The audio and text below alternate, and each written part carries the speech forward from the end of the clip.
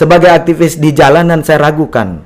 Karena rakyat sudah panas-panasan untuk mendukung kinerja kerja mereka dengan datang beri dukungan, data, informasi. Belum cukupkah itu? Lalu tiba-tiba mau ditetapkan tersangka, harus pindah. Maksudnya apa? Ini yang jadi soal. Tapi ini menjadi lain, menjadi tolak belakang, kontradiktif. Ketika di lapangan itu kita temukan honornya begitu besar, tapi penanganannya itu, penanganan hukumnya, penegakan hukumnya itu tidak sebesar honornya. Promosi kinerja jalan terus. Jalan terus. Kami kejaksaan bla bla bla atau kami kepolisian bla bla. Makan sumpah-sumpah berdarah-darah.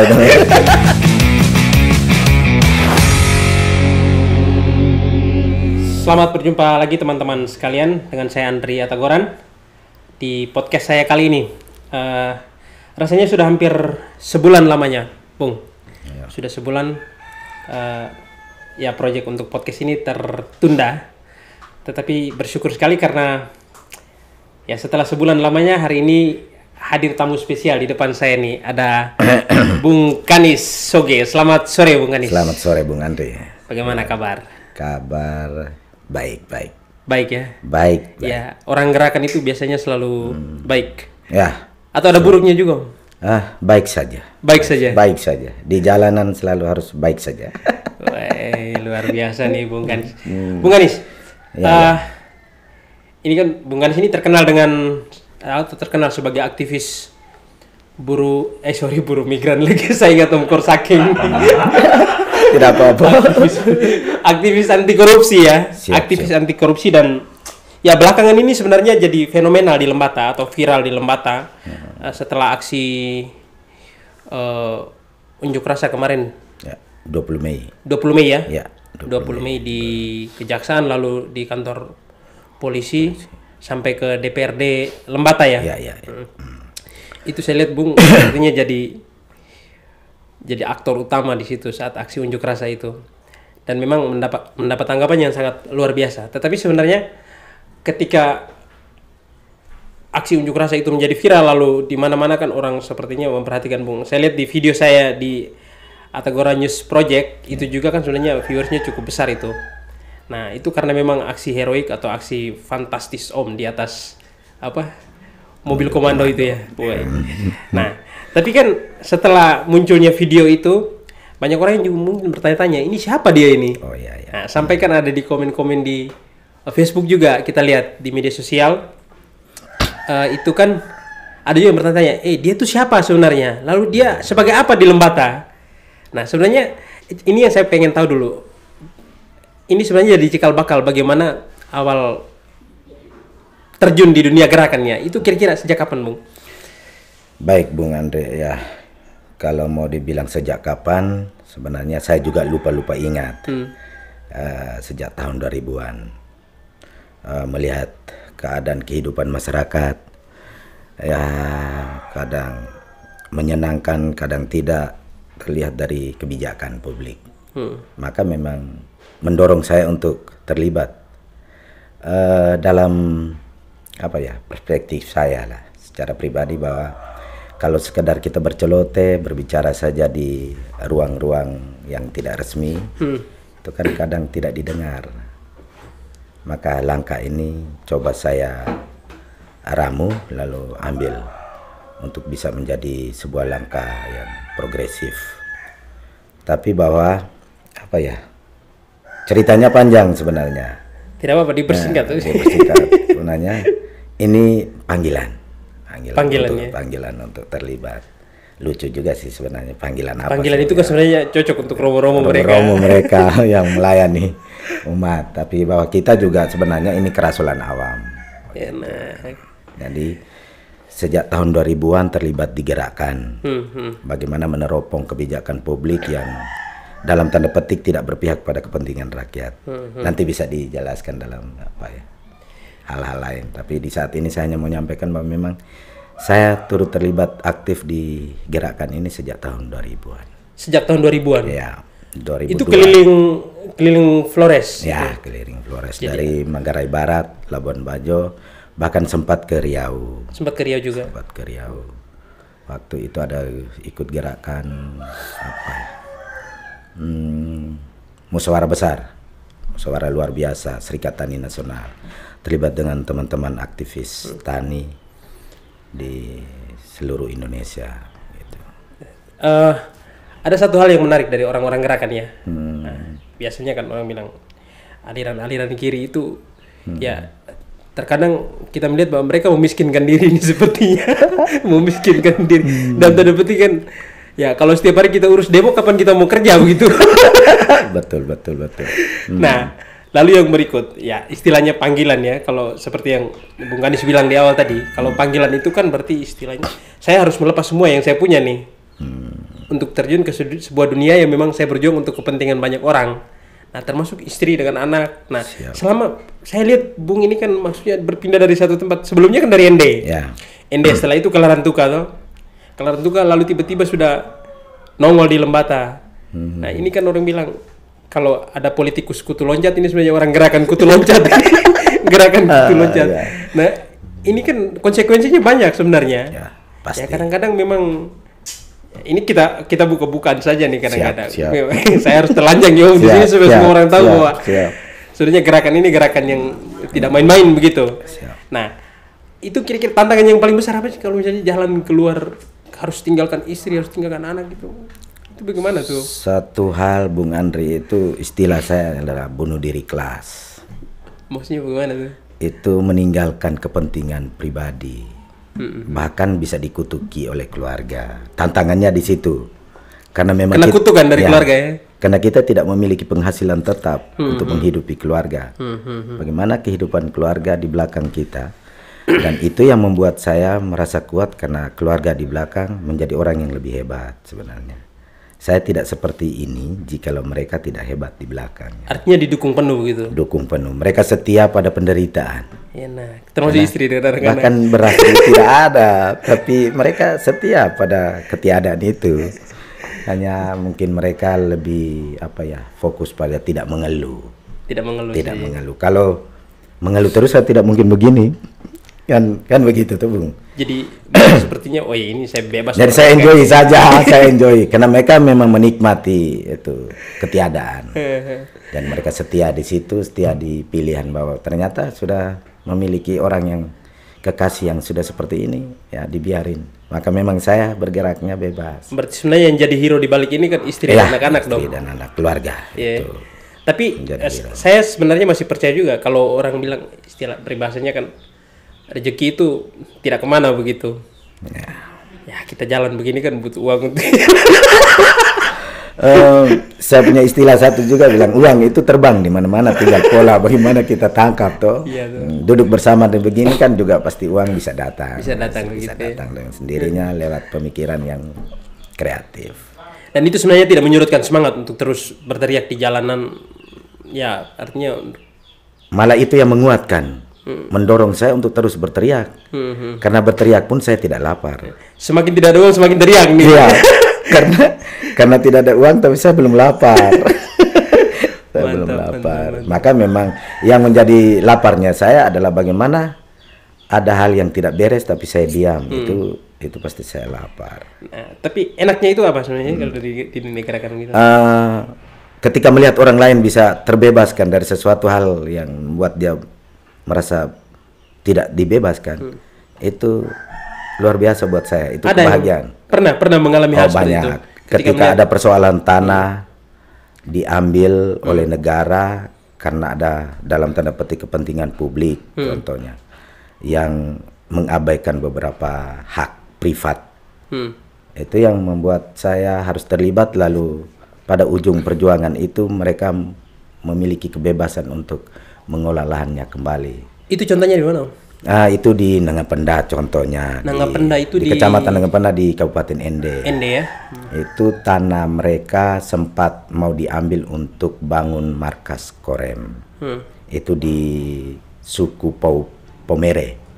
Suku Pomere. Dan itu bertahun-tahun dari 2005. Dan itu perlawanan rakyat bersama dengan teman-teman aktivis. Akhirnya tanah itu terbebaskan dan rakyat memilikinya kembali. Itu berapa tahun perjuangan dong? Dari 2005? Itu 10 tahunan. Berarti Bung di sana 10 tahun atau seperti apa? Saya di sana sekitar berapa tahun? 7 tahun. Ini orang merantau di Malaysia pulang paling cepat nih sebenarnya. Kalau kita punya orang pergi Malaysia kan. Di Momere Sika 8 tahun, di Ende sekitar 7 tahunan. Wih, Dan luar itu ada biasa. beberapa hal yang kita perjuangkan bersama mereka. Bukan sayanya, tapi karena keberanian teman-teman rakyat itu, rakyat tani itu berjuang untuk mengembalikan kepemilikan mereka. Dan itu yang menempatkan saya menjadi orang yang harus terlibat. Tapi saya dengar juga selain berjuang untuk orang-orang yang tertindas ya, masyarakat kecil atau kaum-kaum marginal, Bung juga di jalanan saya dengar ada cerita-cerita juga bahwa sibuk urus orang dengan gangguan jiwa begitu. Iya, iya, iya. Oh ya. Itu ada Tersentuh cerita juga ya. Itu di Ende 2017, 2018 dan sampai 2019 itu bersama dengan Pater Aven Saur, pendiri KKI, komunitas kelompok kasih insanis yang melayani orang dengan gangguan jiwa. Itu kita setiap hari pergi ke jalan-jalan untuk bertemu mereka yang gangguan jiwa, untuk bertanya, berdiskusi, bermain dengan mereka, lalu juga memberi mereka obat yang kita ambil dari puskesmas. Nah, dan itu apa ya, mereka ingin didengar. Lalu sepanjang perjalanan itulah kita bertemu, lalu beri obat, beri makanan, mandikan mereka kalau yang di Pasung. Ada orang tua satu, Om Daniel di Guru di Sika, tempat satu desa nama Guru, itu mau ke Patung Nilo itu dia sudah dipasung sekitar mau 30 tahun. Oh ya. Dan kita datang, mandikan dia, ganti pakaiannya, dan dia akhirnya kayak normal lagi. Walaupun belum maksimal, tapi bahwa dia bisa berkomunikasi baik. Itu sangat membantu ya. Ya, dalam apa ya, ini pemikiran itu dan fakta di lapangan itu bahwa mereka perlu didengar, mereka harus disentuh karena mereka juga punya hak untuk itu. Maka memang kita bebas pasung dan bebas stigma sebenarnya. Itu yang saya berjalan bersama dengan Pater Aven dan teman-teman. Tapi hampir tidak ada kendala ketika bertemu dengan orang-orang ya dengan gangguan jiwa begitu. Sulit. Sebenarnya juga tidak. Kita hanya kena stigma itu saja, bahwa orang gila itu adalah kutukan, orang yang jahat. Sebenarnya tidak. Image kita, stigma kita yang mempengaruhi bahwa kita mendekati diri dengan mereka itu kita rasa takut. Padahal secara emosional sebenarnya Aman ya. Aman. Selama saya dengan mereka, saya tidak pernah mengalami apapun kendala. Bercanda dengan mereka Bercanda seperti biasa, bahkan berpelukan. Jadi memang kalau saya lihat Bung ini kan sambil menyelam minum air, jadi turun sambil melakukan advokasi atau upaya-upaya untuk memperjuangkan hak masyarakat miskin atau masyarakat yang termarginalkan, juga berjuang untuk bagaimana meningkatkan taraf hidup atau derajat hidup orang dengan gangguan jiwa begitu ya. Siap. Nah, setelah dari ND lalu kemarin pindah ke Larantuka juga ya. Banyak kasus juga ya kalau di Larantuka ya. Ya, banyak. Ini banyak ketimpangan, jadi dalam tanda petik kita melihat dari apa ya, metode penyelenggaraan pemerintah ini kan banyak hal yang mesti harus kita kritiki. Kita beri saran walaupun itu dirasa bahwa kita oposisi. Tapi yang saya mau katakan bahwa rakyat adalah oposisi sejati. Orang cenderung melihat di lapangan atau aktivis atau orang-orang gerakan di lapangan ya, itu sebagai oposisinya pemerintah. Kalau menurut Bung sendiri seperti apa? Oposisi ini kita terlibat di dalam partai politik atau? Kalau saya punya pernyataan tadi bahwa memang rakyat adalah oposisi sejati. Dia tidak bisa berpihak pada pemerintah karena dia memiliki hak. Karena adanya rakyat, maka adanya pemerintah. Maka rakyat adalah oposisi sejati. Jadi ketika rakyat punya hak itu terabaikan, memang rakyat harus berteriak. Semisal jumlah anak 2 orang di rumah, satu minta 1.000, bapak bilang tidak ada. Yang satunya lagi dia minta bapak 1.000, tidak ada, lalu dia ambil batu lempar ke rumah, akhirnya dikasih gitu. Sebenarnya analoginya sederhana. Ketika rakyat diam, itu pemerintah juga akan diam. Baik-baik saja. Ternyata Flores Timur sedang tidak kalau baik-baik. Rakyat ribut, berarti pemerintah sedang tidak baik-baik. Tidak baik-baik. Makanya ribut. Termasuk pemerintahan ya, Pak Bupati Anton Hajo nih. Ya, harus. Dia harus diteriakin, harus diomongin supaya Anton Hajon tahu sebagai bupati apa yang harus dilakukan terhadap rakyat. Kalau Bung mau beri skor dari rentetan kasus atau ya sekian banyak perkara hukum di Flotim terkait dengan pembangunan ini, itu kalau Bung mau beri skor untuk pemerintah Kabupaten Flores Timur berapa sih?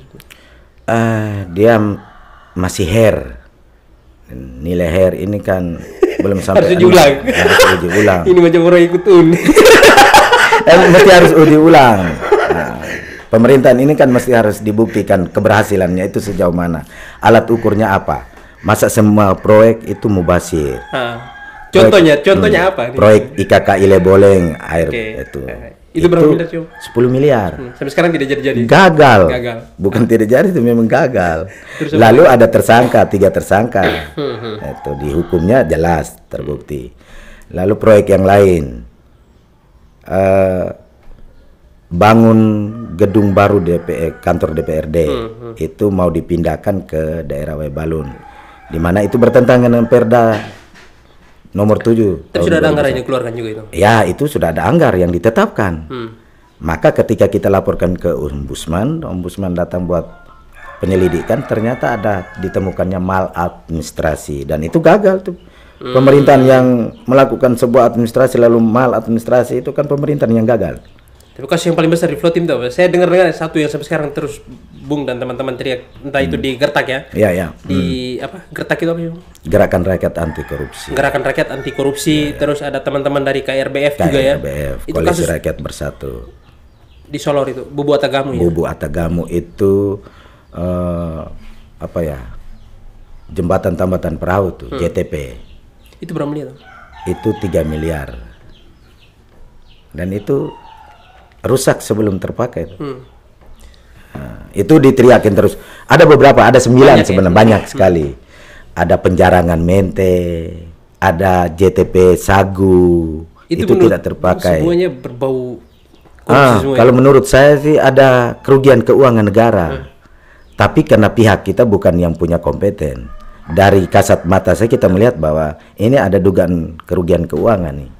Dan semestinya itu diteriakin lalu APH menanggapinya. Nah, APH di sana bagaimana di Flotim? Inilah dia ditanda tanya sejauh mana progresnya mereka untuk melihat teriakan rakyat atas apa yang dilihat di lapangan.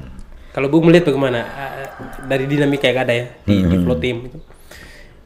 Untuk saya melihatnya dari APH sendiri. Saya melihat APH belum begitu progres. Belum begitu progres untuk menanggapi itu, melihat lalu melakukan full bucket. Setidak-tidaknya itu kan haknya mereka, kewenangan yang melekat pada mereka.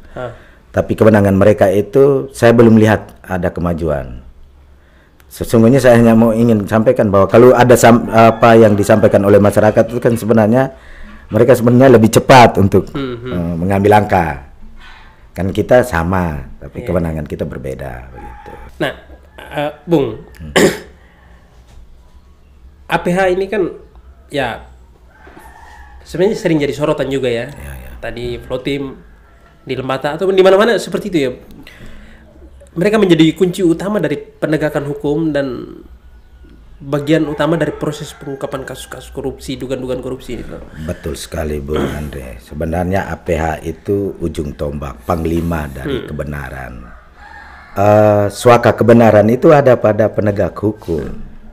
Seandainya mereka lebih progres untuk melihat persoalan yang di tingkatan rakyat, yang rakyat bicara saja, itu saya pikir mereka memiliki kewibawaan di situ. Tapi ini kan banyak hal yang hanya diteriakin oleh rakyat, tapi belum ditanggapi. Itu soal. Jadi bagi saya kalau saja kita sinergikan kerja-kerja di lapangan soal bagaimana membangun pemahaman bersama untuk penegakan hukum, saya pikir pasti ada yang baik buat rakyat. Padahal honor Forkopimda besar ya. Jaksa, sangat besar. Kapolres. Bahkan itu sangat luar biasa. Itu di Flotim kemarin berapa tuh? 25 juta. 25 juta ya. Berarti dia lebih besar. Sorry, lebih tinggi sedikit dari Lembata ya. Lembata itu berapa ribu kemarin Lembata? 20 juta ya. Di Perbup yang terakhir tuh ya. Tapi tidak tahu sudah direvisi atau belum itu Perbupnya, mudah-mudahan Ya, ini sebenarnya kita apa ya? Kalau menurut saya lihat, bagaimana kita lihat hubungan antara ya macam saya, kalau saya dapat gaji besar tentu saya kerjanya semakin baik begitu tuh. Sepakat. Nah. Tujuan pemerintah, penyelenggaraan pemerintah juga di beberapa daerah kan seperti itu juga. Benarnya. Jadi honor semakin besar seharusnya kerja semakin bagus. Sebenarnya begitu. Jadi kalau saya melaksanakan kewajiban, saya mendapatkan hak. Kan sama ketika saya sudah melaksanakan. Tapi ini menjadi lain, menjadi tolak belakang, kontradiktif ketika di lapangan itu kita temukan honornya begitu besar, tapi penanganannya itu, penanganan hukumnya, penegakan hukumnya itu tidak sebesar honornya. Promosi kinerja jalan terus. Jalan terus. Kami kejaksaan bla bla bla atau kami kepolisian bla bla. Makan sumpah-sumpah berdarah-darah itu. Berdarah-darah, kami akan tuntaskan. Ternyata tidak tuntas-tuntas juga. Ini ganti satu tidak tuntas-tuntas nih, Bung. Tidak tahu ganti, ini juga butuh uang nih. Jadi mereka kerja sebenarnya bapak-bapak yang di kebun kerja lebih cepat ya. Kalau satu kali musim hujan kan sembah rumput selesai, tanam, panen selesai. Kalau terlambat kan mubazir. Demikian juga dihukum sebenarnya. Harusnya begitu ya. Kalau tidak cepat kan nanti mubazir. Kan kasus hukumnya itu kan juga ada limit waktunya, ada kedaluarsanya. Contoh korupsi 25 tahun. Ada kedaluarsanya. Lalu kriminal murni. Itu juga ada kedaluarsanya. Kalau tidak di visum 1 kali 24 jam kan sudah selesai, tidak ada ini. Itu bahasa hukum toh. Kita melihat ini kan lebih sebenarnya memaksa mereka, mendorong mereka untuk lebih cepat. Makanya honornya dinaikin. Ya, itu 20, fungsinya. 20. Tapi ini menjadi tanda petik, dikerangkengi malah. Penglihatan saya itu dalam tanda petik, dugaan saya itu menjadi kerangkeng. Maksudnya jadi dia sudah berusia besar jadi. Ya, jadi diam. Kan pemerintah yang kasih toh. Tidak progres. Pemerintah yang kasih toh. Bagaimana dia akan panggil pemerintah kalau pemerintah yang kasih gitu. Ini soal analogi ini analogi yang menurut saya ya konyol juga, tapi ya itu ada di negara kita tuh. Dan itu nyata sedang terjadi. Kenapa APH itu tidak progres? Dulu gaji kecil tapi penegakan hukum lumayan baik. Mereka tidak tahu sebenarnya Bung Kanis yang setiap hari teriak-teriak ini ada lapar juga di sini. Sangat lapar sebenarnya, tapi memang lapar itu menjadi hilang ketika kita bersama terus dan kita melakukan sesuatu yang bermanfaat. Naik teriak panas-panas dia waktu nikah sengsara terus gitu Om. Luar biasa. Pulang itu kepala nyut-nyut juga. Kita yang ambil video di lapangan saja setengah mati begitu, apalagi Bung mereka yang teriak di atas nih. Baru matahari kan pas di ubun-ubun. Wih. Sebenarnya mau diungkapkan tapi dalam diam. Tapi emosi tidak kalau misalnya lihat mereka punya muka pas turun panas-panas begini, kasus tidak jadi tidak selesai lalu tiba-tiba lihat. Kita akhirnya emosi itu kita keluarkan lewat kata-kata. Kenapa kita harus berteriak? Terkutuklah. Itu memang sesungguhnya bahasa ini sebenarnya luapan amarah. Karena panas begitu. Karena panas. Ini pekerjaan bodoh juga nih. Ya, tidak ada setiap hari keputusan ini keputusan sia-sia sebenarnya. Tapi ketika pembicaraan kita itu masuk ke ruang publik lalu mereka bisa tanggapi walaupun sedikit kecil, itu adalah manfaat. Ada manfaat juga. Manfaat. Setidaknya kan mereka mau berkomitmen untuk komitmen. Walaupun komitmennya belum sampai juga. Nah, kita masuk ke lembatan nih Bung Kanis. Siap. Kemarin jaksa baru sudah datang, Azrizal. Nah, beliau menggantikan sebelumnya jaksa Ridwan Sujana Angsar ya. Nah, itu kan ada 4 kasus yang ya menurut saya ada 4 kasus besar yang ditinggalkan ya. Siap. Mulai dari kasus Merdeka, dugaan korupsi dan mafia tanah desa Merdeka, lalu di Puskesmas Bean dan Wowong. Nah, tambah dengan kantor Camat Buya Suri ya. Nah, ini kan kasus-kasus yang sebenarnya sudah cukup lama nih. Bagaimana Bung Kanis melihat dari jaksa sendiri seperti itu? Saya sih sebenarnya mengapresiasi karena sampai pada tingkatan penyidikan itu sesuatu hal yang luar biasa. Itu mesti diapresiasi. Sayangnya beliau meninggalkan di tahapan itu, tahapan yang krusial. Tinggal selangkah lagi itu masuk ke penetapan tersangka. Itu sesungguhnya beliau membutuhkan waktu untuk bisa menunjukkan bahwa APH itu bersedia tidak menjadi panglima hukum di Lembata. Sebenarnya itu momen ini yang sebenarnya bisa kita lihat kemampuan dari mereka. Tapi sebenarnya kasus-kasus seperti ini biasanya sebuah kasus atau kasus besar, kasus yang mungkin menjadi sorotan ya, atau menjadi perhatian publik kalau ketika biasanya sudah sampai di tahap penyidikan, itu selalu saja ada pergantian. Itu pengalaman seperti itu ada tidak? Inilah yang tadi saya sampaikan, ini menjadi soal. Kenapa di tahapan ini lalu mereka harus berganti tempat? Dengan berganti tempat itu artinya bisa mulai dari baru lagi. Tapi kan jaksa yang kemarin Pak Azrizal ya, ketika tiba di bandara kemarin, beliau bilang ya kita siap untuk pelajar dan lanjutkan begitu. Sah-sah saja, sah-sah saja. Tapi beliau pasti harus turun lagi ke lapangan untuk melihat. Lalu juga melakukan hal-hal lain yang berurusan dengan kepemimpinan dia di saat ini. Dan ini kita akan menunggu lama lagi waktunya. Sebenarnya itu yang membuat saya apresiasi, saya akhirnya saya tarik kembali. Apa sih manfaat dari perpindahan itu? Apakah ada manfaat buat rakyat Lembata? Tidak ada. Apakah baru ini akan lebih baik? Belum tentu. Belum tentu juga. Apakah dengan pergi itu akan lebih baik? Belum tentu. Ini menjadi soal. Maka saya tarik kembali, saya punya apresiasi. Saya ragukan. Itu. Sebagai aktivis di jalanan saya ragukan. Karena rakyat sudah panas-panasan untuk mendukung kinerja kerja mereka dengan datang beri dukungan, data, informasi. Belum cukupkah itu? Lalu tiba-tiba mau ditetapkan tersangka, harus pindah. Maksudnya apa? Ini yang jadi soal. Bagi saya ini kemunduran dari tingkatan mereka. Jangan marah-marah, Bung. Karena memang ini sudah kasat mata ya. Ini mereka sendiri yang menyampaikan bahwa ini sudah pada tingkatan penyidikan. Lalu tiba-tiba hilang. Mau jadi apa ini hukum? Mau jadi apa ini? Apalagi hukum? Beberapa kasus itu sudah sebelumnya dari jaksa sebelum, bahkan sebelum Ridwan malah. Oh iya, ini kan sudah bertumpuk-tumpuk lamanya. Iya. Lalu kalau satu datang lalu nanti pergi, jaminkah kita bahwa yang baru ini datang akan lama dan sampai tuntas? Tapi kemarin kan ya ada juga yang sempat viral kemarin, ada artis yang itu ya ponakannya Pak Jaksa itu, si artis Prilly Latukonsina, artis keluarga, artis keluarga. Kan dia kan kasih dukungan tuh. Oh iya. Dia kasih dukungan untuk apa? Kasih dukungan untuk omnya. Ya. Semangat ya, tetap amanah. Ya ini kan sebenarnya mewakili seluruh masyarakat Lembata, dukungan moral yang luar biasa menurut saya. Ini ada warna baru, ada artis yang mendukung, gitu. Ada warna baru. Lembata agak unik, beda ya. Nah. Lembata Jo. Ya. Tapi kan menarik ya, Bung ya. Maksudnya ya harapan terbesarnya seperti apa sih untuk jaksa dari 4 kasus besar ini? Jangan lain dari bicara. Jangan baik berita dari rupa.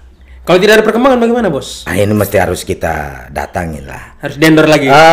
ARBL siap datangin kejaksaan. Aliansi Rakyat Lembata Bersatu. Lembata Bersatu ini datang jemput jaksa baru, Kajari baru ini. Dengan itu titipkan bahwa 4 kasus ini sudah pada tingkatan penyidikan. Jangan PHP kan rakyat lah. Mesti harus serius. Jaksa masih serius. Di situ bisa naik pangkat. Jangan sampai bisa jadi kejati. Bisa saja. Kan enak menyelesaikan persoalan rakyat lalu menangkan persoalan rakyat. Itulah orang-orangnya rakyat.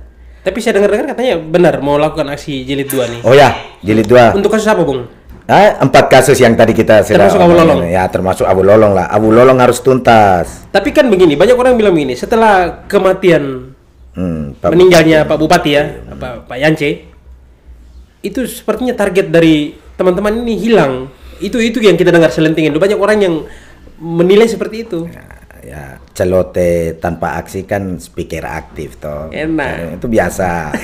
Biasa. Tapi yang sesungguhnya fakta di lapangan adalah Aliansi Rakyat Bersatu Lembata itu tugasnya itu kawal. Di dalam kawal itu ada dukungan, ada kritikan, ada segala macam hal. Ada apresiasi gitu. Dan saat ini Aliansi Rakyat Bersatu Lembata itu tetap fokus. Abu Lolong harus sampai tuntas. Yang mati itu raganya. Jiwanya masih hidup. Yang lain masih hidup.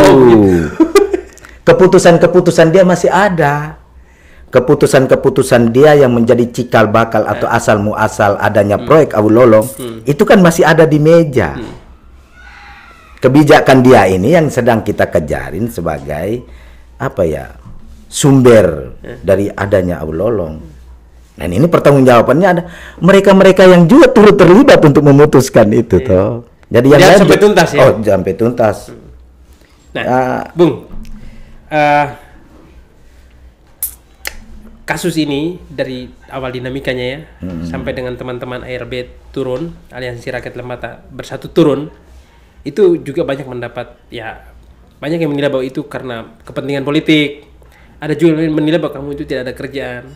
Tapi sebenarnya pada prinsipnya bahwa kita sedang memperjuangkan hak hidup masyarakat banyak. Begitu. Nah, kira-kira saya minta satu pesan terakhir dari Bung untuk masyarakat Lembata. Jikalau melihat penderitaan rakyat lalu kita diam, kita bukan saudaranya rakyat. Ketika melihat penderitaan rakyat lalu kita tergerak untuk melakukan perlawanan, kita adalah saudara. Jadi, maka mari kita bergerak bersama. Bangun keberanian yang bersumber dari data yang valid di lapangan. Mari kita turun lapangan, lepas ballpoint, lepas laptop, kita turun ke lapangan, kita gali kehidupan sosial rakyat yang terabaikan haknya. Datang kita pergi. Kepada siapa kita harus pergi, kemana kita pergi, dan bagaimana cara kita pergi, kita diskusikan bersama. Dan kita sudah ciptakan rahim ini. Aliansi ini adalah payung pergerakan kita. Ini alat perjuangan rakyat. Mari kita kumpul bersama. Wow, luar biasa ya. Saya berterima kasih kalau ada kritik, penting. Siap. Ada, itu penting supaya ada kesadaran tuh. Terima kasih Bung Ganis ya, siap, hadir di sini, dan mudah-mudahan ada kesadaran kolektif dari kita bersama untuk memerangi yang namanya korupsi dan pembangunan yang mangkrak-mangkrak itu di Lembata. Siap. Dan terima kasih Bung Ganis sudah hadir di podcast saya kali ini. Sukses terus perjuangannya, jangan pernah mati. Siap. Sampai jumpa.